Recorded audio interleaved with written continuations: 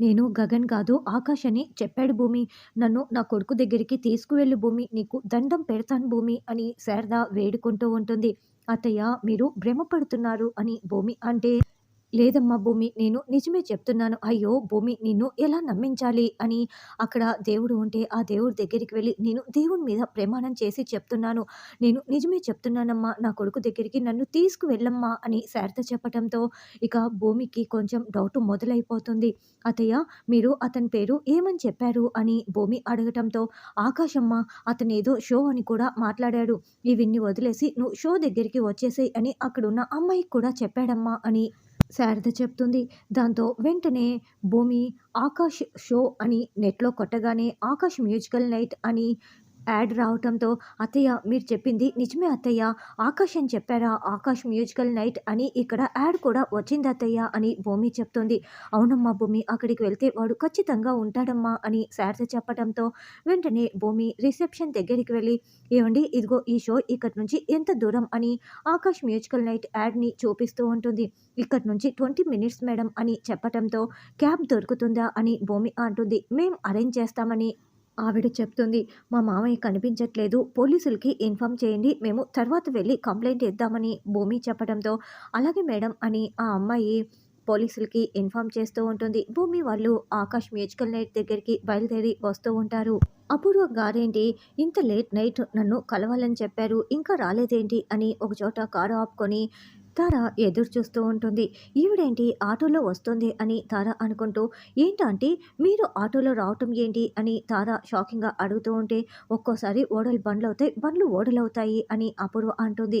మీకు డబ్బులేమైనా కావాలా అని తార అంటే లేదు లేదు నాకు డబ్బులేమీ అవసరం లేదు అన్నట్లు నీకు ఒక ముఖ్య విషయం చెప్పడానికి వచ్చాను.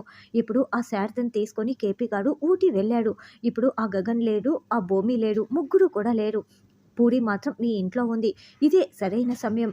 ఆ గగన్ గాడి ఆస్తులు, కంపెనీ మొత్తం కూడా నువ్వు సొంతం చేసేసుకోవాలి. ఆ ఇండ్లు కూడా తీసేసుకోవాలి. ఆ శారద రోడ్డుపై పడిపోవాలి. నువ్వు వెంటనే ఆ ఇంటికి వెళ్ళి ఆ ఇంటిని నీ సొంతం చేసేసుకో అని అపూర్వ చెప్పటంతో అలాగే ఆంటీ మీరు చెప్పినట్లే చేస్తాను అని తారా చెప్తుంది.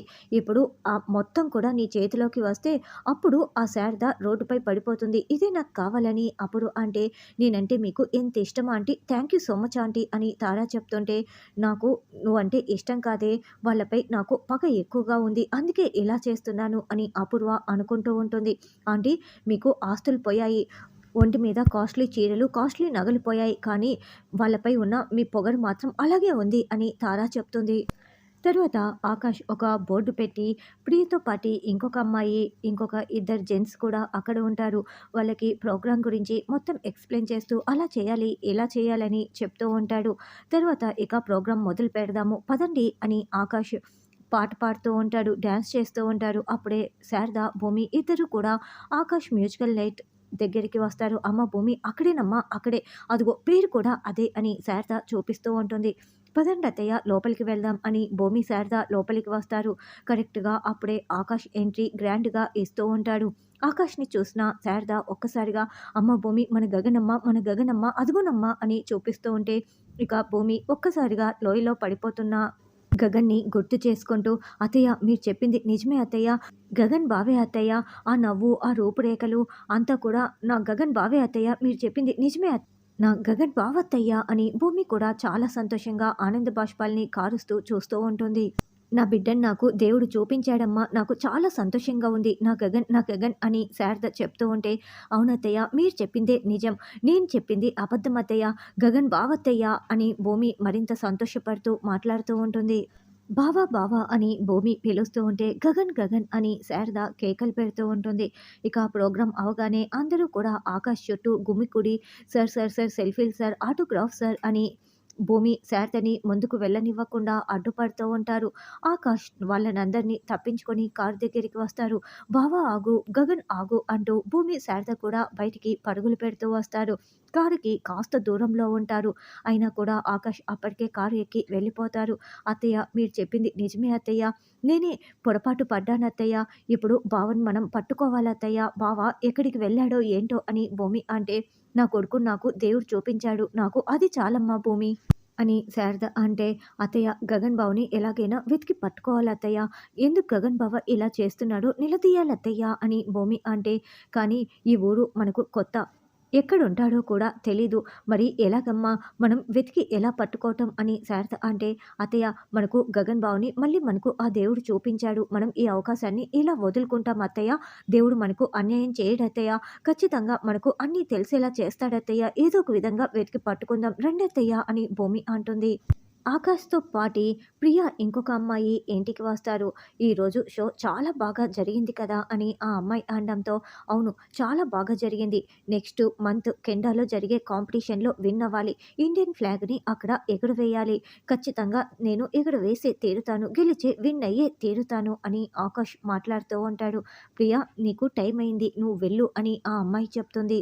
ఆ అమ్మాయి వెళ్ళిపోగానే ఇక ఆకాష్ సోఫాలో కూర్చొని ఆలోచిస్తూ ఉంటాడు. "ఏంటి ఆలోచిస్తున్నావు?" అని సోను అడగటంతో, "నేను ప్రోగ్రామ్ గురించి ఆలోచిస్తున్నానని" ఆకాష్ అంటాడు. "ఎప్పుడు షో గురించేనా ఆలోచించడం? ఈ సోను గురించి నువ్వు అస్సలు థింక్ చేయవా?" అని సోను అంటే, "నీ గురించి ఏం ఆలోచించాలి చెప్పు" అని ఆకాష్ అంటాడు.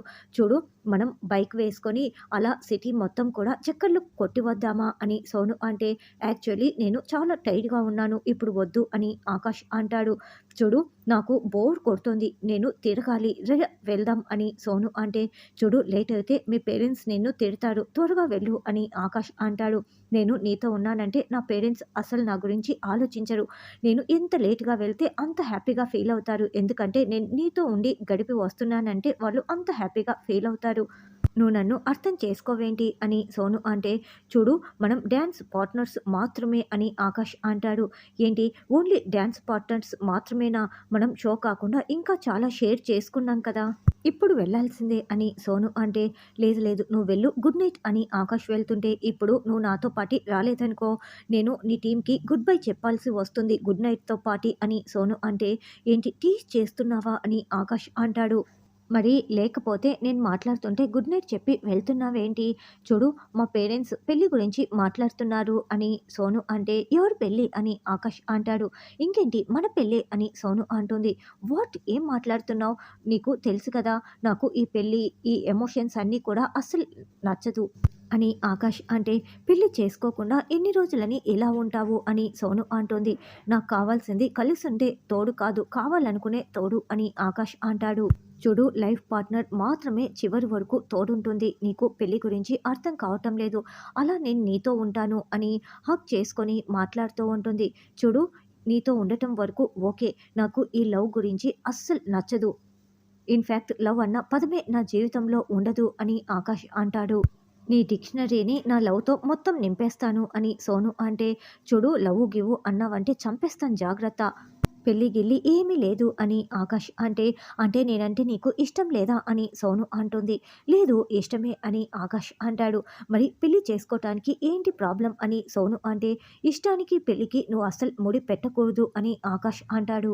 "ఆ ఇష్టం వేరు, ఈ ఇష్టం వేరు. నువ్వంటే నాకు ఇష్టమే. కానీ పెళ్లి చేసుకునేంత ఇష్టం లేదు" అని ఆకాష్ తేల్చి చెప్పేస్తాడు.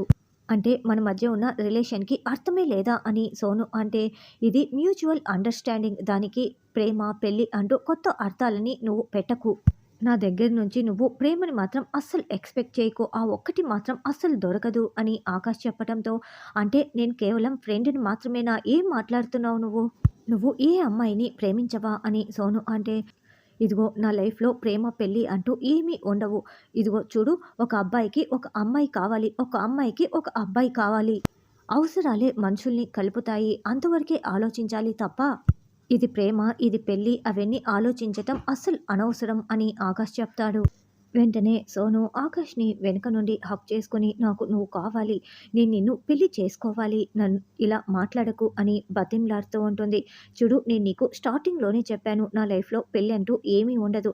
నేను ఒక మంచి పాప్ స్టార్ కావాలి. గోల్ నేను నెరవేర్చుకోవాలి. అదే నా ముందు ఉన్న ఎయిమ్. ప్రేమ, పెళ్లి అంటూ ఏమీ ఉండవు" అని ఆకాష్ చెప్తుంటే సోను బాధగా వింటూ ఉంటుంది. అప్పుడే భూమి, శారద ఇద్దరు లోపలికి వస్తూ ఉంటారు. "అత్తయ్య ఇదే అత్తయ్య నేను ఎంక్వైరీ చేశాను" అని భూమి చెప్తుంటే లోపలికి వచ్చిన వాళ్ళని ఆకాష్ చాలా షాకింగ్‌గా చూస్తూ ఉంటాడు.